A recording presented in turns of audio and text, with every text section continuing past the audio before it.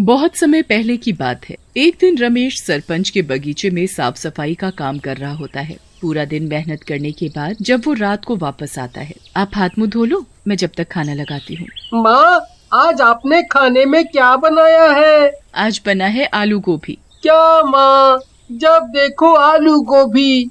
मुझे तो मुर्गा खाने का बहुत मन है, पर माँ रोज रोज आलू गोभी बना देती है।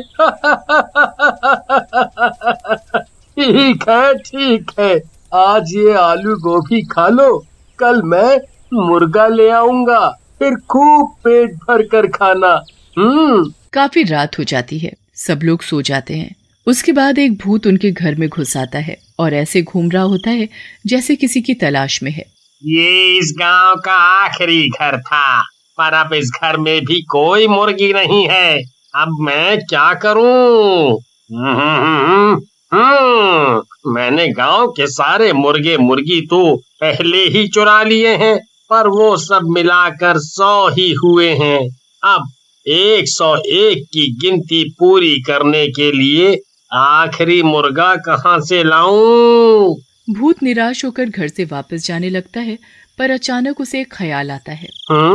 क्यों ना मैं अंदर सो रहे उस बच्चे को ही मुर्गा बना दूं। ऐसे मेरे पूरे 101 मुर्गों की गिनती पूरी हो जाएगी। भूत दोनों में से राहुल को गोद में उठाता है और हवा में उड़ता हुआ घर से बाहर निकल आता है। राहुल इतनी गहरी नींद में होता है कि उसे पता ही नहीं चलता कि उसे किसी भूत ने उठा लिया है। भूत उड़ता हुआ उसे एक घर में ले जाता है। उस घर में बहुत से मुर्गे मुर्गियां पिंजरों में बंद चिल्ला रहे होते हैं। उसके बाद भूत राहुल को जमीन पर लिटा देता है और उसके चारों तरफ लाल रंग का घेरा बना देता है। शैतानों के शैतान, ये है आपका नया मेहमान। भूत घेरे के चारों तरफ गोल गोल घूमने लगता है और राहुल के ऊपर जादू करने लगता है। कुछ देर बाद राहुल एक मुर्गे में बदल जाता है। राहुल अपने पैरों की तरफ देखता है, पर उसके पैर तो पंजों में बदल चुके होते हैं।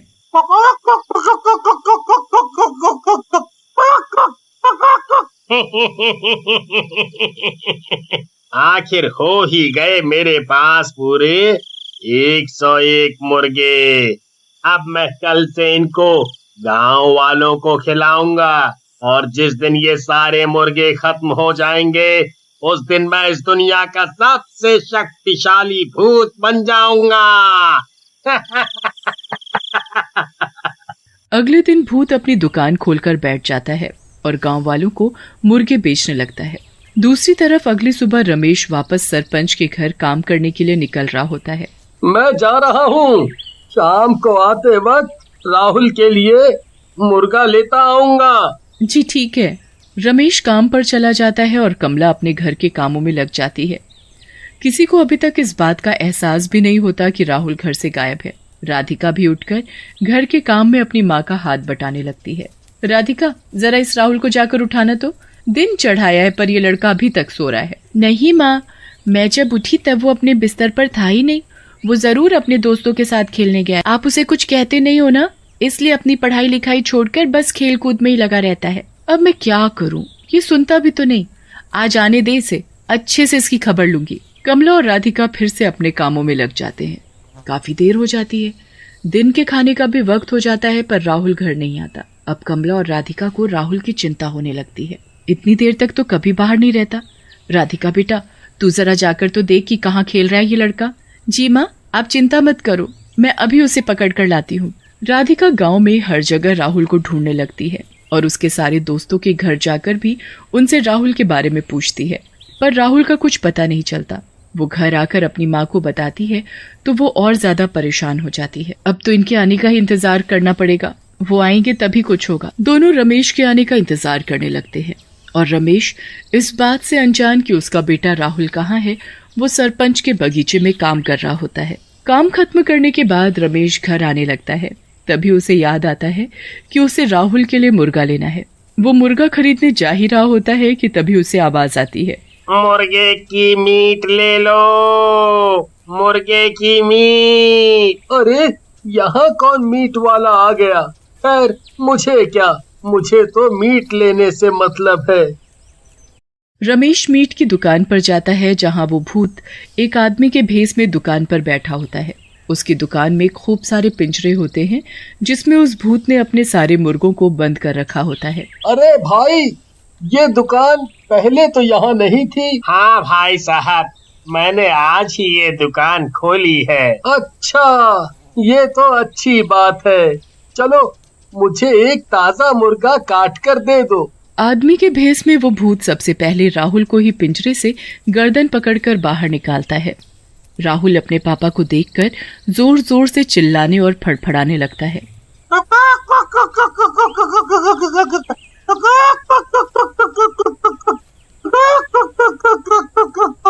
रमेश को कुछ अलग सा महसूस होता है।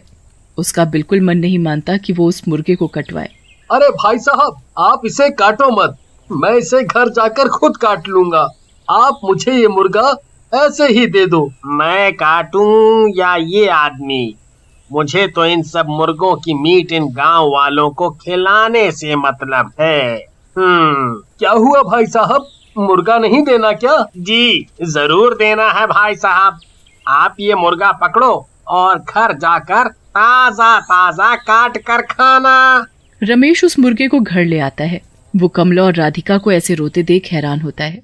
क्या हुआ तुम दोनों को, रो क्यों रहे हो? राधिका सारी बात अपने पापा को बताती है। हे भगवान, ये कैसे हो गया? राहुल ऐसे कैसे गायब हो सकता है? अभी कुछ दिनों से मैं हमारे गांव में मुर्गे मुर्गी चोरी होने की बातें सुन रहा था, पर आज तो हमारा बच्चा ही गायब हो गया।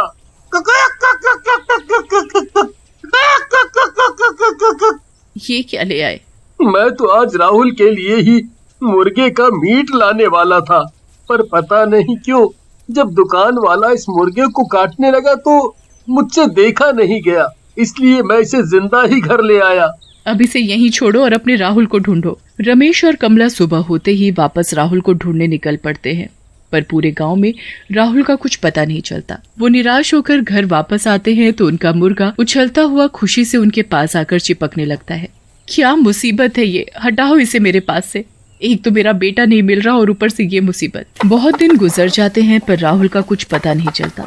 यहाँ भूत रोज दिन में अपना भेष बदलकर अपनी मुर्गे की दुकान खोलकर बैठ जाता है और जादू किए हुए मुर्गों का मीट लोगों को बेचने लगता है। काफी दिन हो जाते हैं और भूत के सारे मुर्गे खत्म हो जाते हैं, पर अभी भी उसमें वो शक्ति नहीं आती जो आनी चाहिए थी। कुछ तो गड़बड़ है। मैंने तो पूरे 101 मुर्गों की बलि देकर लोगों का उनका मीट खिलाया है, फिर मुझ में वो शक्ति क्यों नहीं आ रही? आखिर कहाँ कमी रह गई? भूत यहाँ वहाँ घूमने लगता है और उसे अचानक राहुल के बारे में याद आता है कि उसने बस उसी मुर्गे को बिना काटे बेच दिया था। कहीं वो बच्चा जिसे मैंने मुर्गा बनाया था वो अभी तक जिंदा तो नहीं? कहीं ऐसा तो नहीं कि उस आदमी ने उसे मारा ही ना हो? आज अमावस की रात है। मुझे उस मुर्गे को रात 12 बजे से पहले ढूंढना होगा, वरना वो अपने असली रूप में आ जाएगा और मेरी सारी मेहनत बर्बाद हो जाएगी। भूत उस मुर्गे को ढूंढने निकल पड़ता है, पर वो मुर्गा तो मजे से अपने ही घर में खेल रहा होता है। अब तो रमेश, कमला और राधिका सब उस मुर्गे को प्यार करने लगे थे। भूत सारे गांव में ढूंढने के बाद आखिरकार रमेश के घर पहुंच जाता है और मुर्गे को देखकर बड़ा खुश होता है। भूत घर में घुसकर मुर्गे को दबोच लेता है। वो बुरी तरह फड़फड़ाने और चिल्लाने लगता है। मुर्गे की आवाज सुनकर सब बाहर आ जाते हैं और भूत को देखकर घबरा जाते हैं। तूने इस मुर्गे को क्यों नहीं मारा? तेरी वजह से मेरी सारी मेहनत बर्बाद होने वाली थी। इस मुर्गे को छोड़ दो, ये हमारा है। कभी नहीं, कभी नहीं। भूत मुर्गे को लेकर भाग ही रहा होता है, तभी मुर्गा उसके हाथ से निकलकर भाग जाता है। भूत उस मुर्गे के पीछे पीछे भागने लगता है। मुर्गा कभी पलंग के नीचे घुस जाता है। भूत उस मुर्गे को पकड़ने के लिए पूरे घर में भागने लगता है। इतने में 12 बज जाते हैं और वो मुर्गा अचानक राहुल बन जाता है। राहुल को देखकर सब लोग खुशी से पागल हो जाते हैं। वो भूत वहाँ से गायब हो जाता है। उसके बाद राहुल सारी बात अपने घर वालों को बताता है और सब खुशी खुशी रहने लगते हैं।